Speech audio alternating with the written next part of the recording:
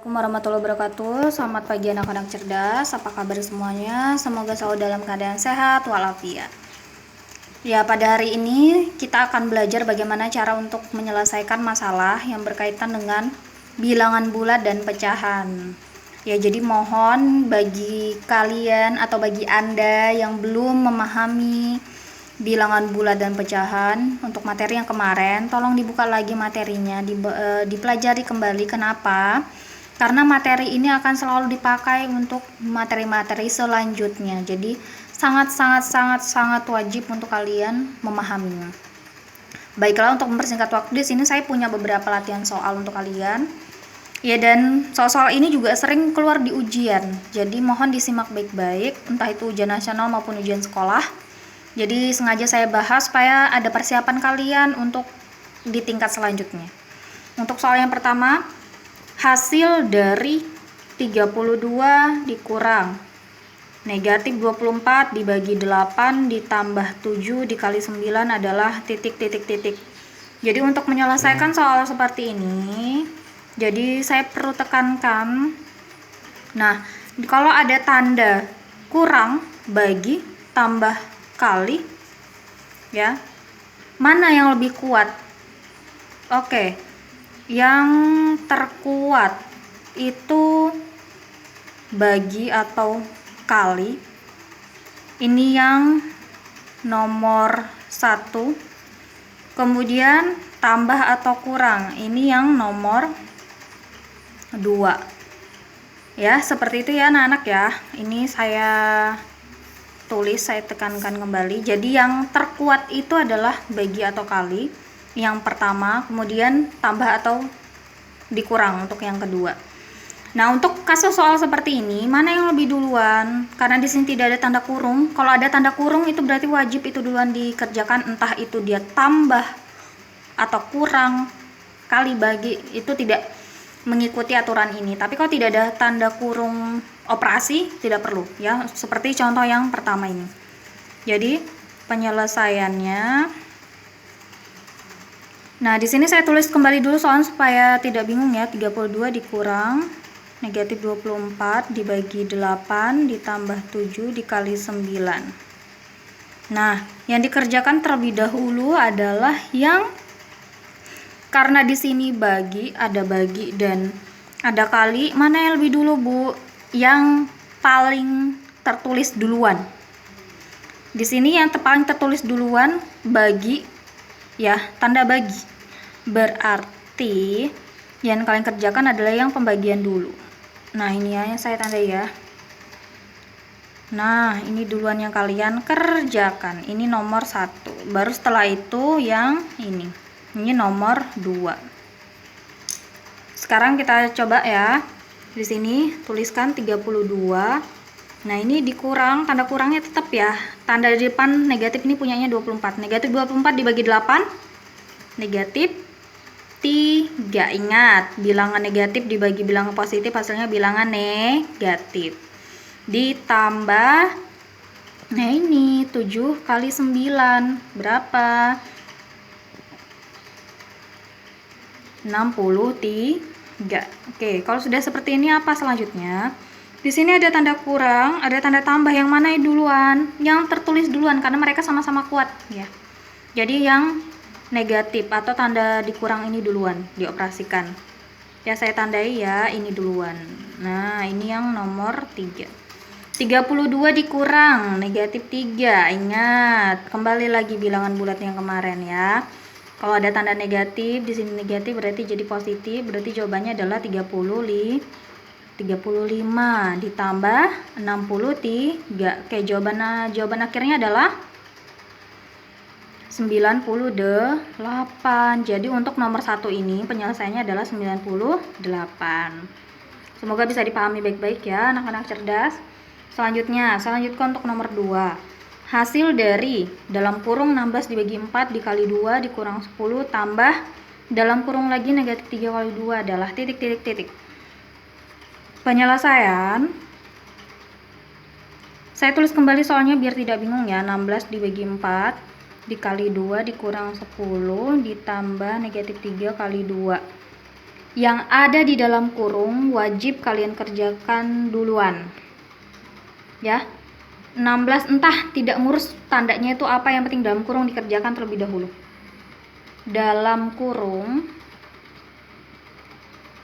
wajib dikerjakan duluan. Ya, ini dia.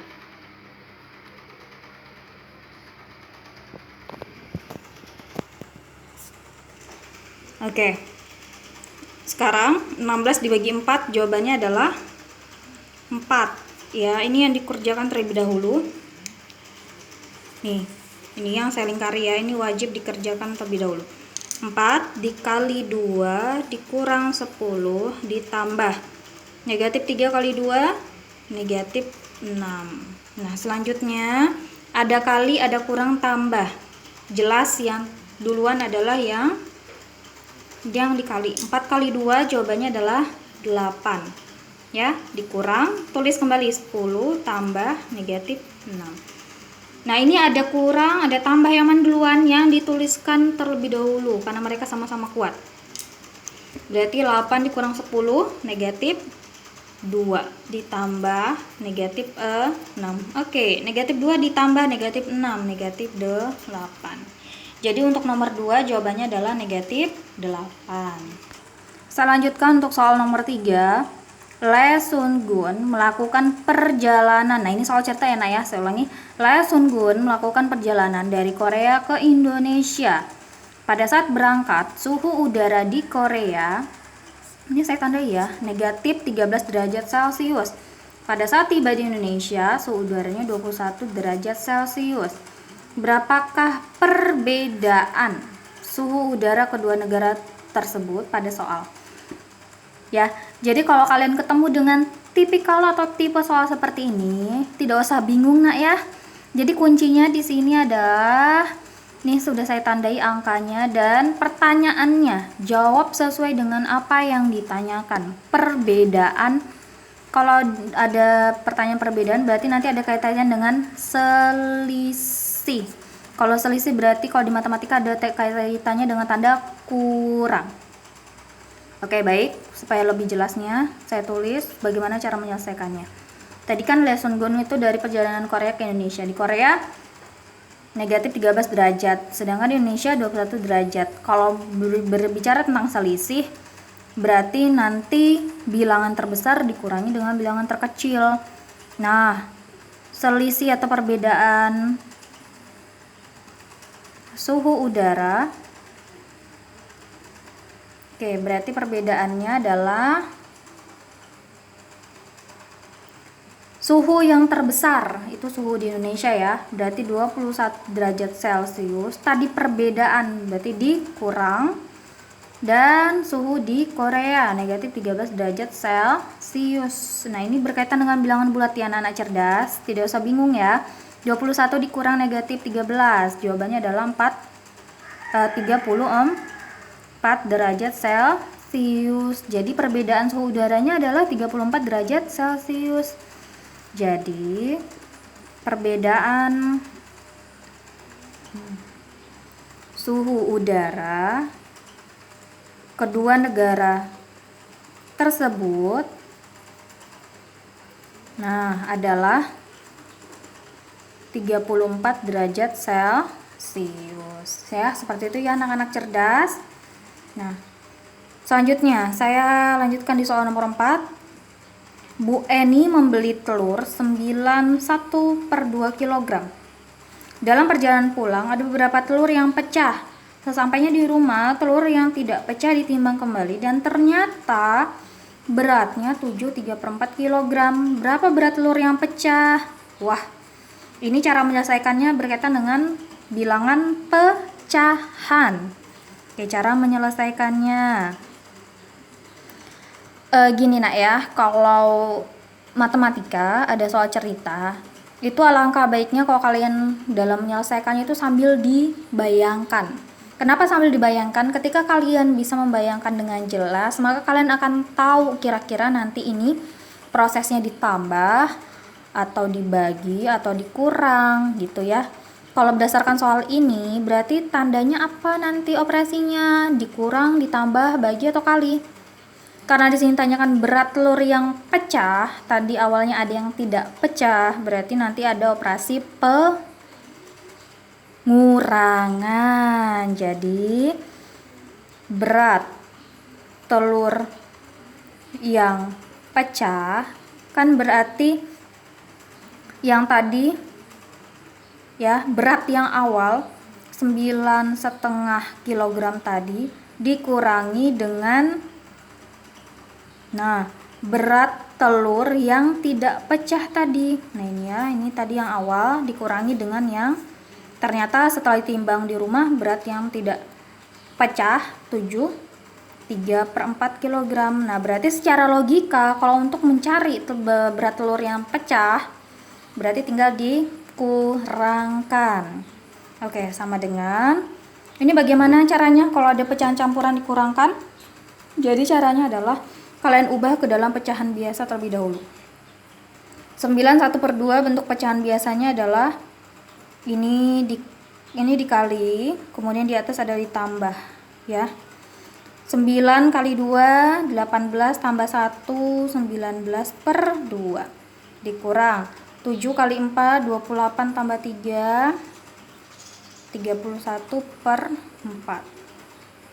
Nah, sudah bentuk pecahan biasa. Selanjutnya adalah karena di sini penyebutnya berbeda 2 dan 4, berarti cari samakan penyebutnya.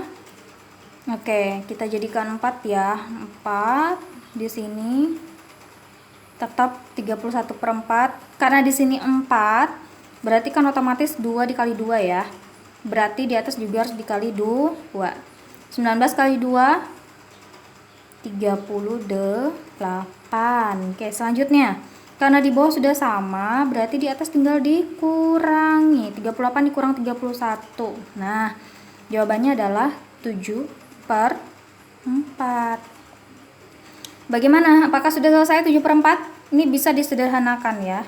Bisa nggak disederhanakan? Kalau tidak bisa disederhanakan, kita jadikan pecahan campuran menjadi 1/3/4. Oke, jadi ya berat telur yang pecah itu ternyata 1/3/4 kilogram. Ya, jadi ada 1/3/4 kilogram telur yang pecah. Banyak juga ya. Nah, jadi seperti itu cara untuk menentukannya ya. Semoga bisa dipahami yang baik-baik ya anak-anak. Nah, saya lanjutkan nih soal yang terakhir. Ibu mempunyai sepotong roti dan 2/3 bagian dari roti tersebut diberikan kepada Westi. Sedangkan 2/5 bagian yang diterima Westi diberikan kepada Tita. Berapa bagiankah roti yang diterima Tita? Jadi cara menyelesaikannya, kalau ketemu dengan soal seperti ini, jadi caranya adalah kalian pahami dulu soalnya baik-baik dan apa yang ditanyakan. Ya. Nah, di sini tadi ibu mempunyai sepotong roti, 2/3 bagiannya untuk Westi. Jadi Westi mendapatkan 2/3 bagian. Nah, sedangkan 2/5 bagian yang diterima Westi ini diberikan kepada Tita. Berarti roti Tita tadi 2/5 bagian yang diterima oleh Westi. Berarti 2/5 kali bagiannya si Westi. Berarti 2/5 kali 2/3. Nah, ini dia. Ya, karena tadi soal kan 2/5 bagian yang diterima Westi diberikan kepada Tita. Berarti kan 2/5 kalinya 2/3. Jadi menggunakan operasi perkalian. Bagaimana cara mengalikannya? Kemarin sudah belajar ya, pembilang kali pembilang, penyebut kali penyebut. Berarti 2 kali 2 dibagi 5 kali 3. Nah, sama dengan 2 kali 2, 4. 5 kali 3, 15. Jadi, ya, roti yang diterima Tita ya adalah 4/15 bagian. bagian. Jadi operasi yang digunakan tadi adalah perkalian ya, karena tadi adalah menyatakan kalau konteksnya bagian. Anak-anak cerdas ya, mohon diingat kalau dia di soal ada konteksnya bagian berarti itu operasinya nanti berkaitan dengan perkalian. Demikian penjelasan saya hari ini, semoga dapat dipahami dengan baik. Kurang lebihnya saya minta maaf. Saya yakin kalian semua pasti bisa. Wassalamualaikum warahmatullahi wabarakatuh.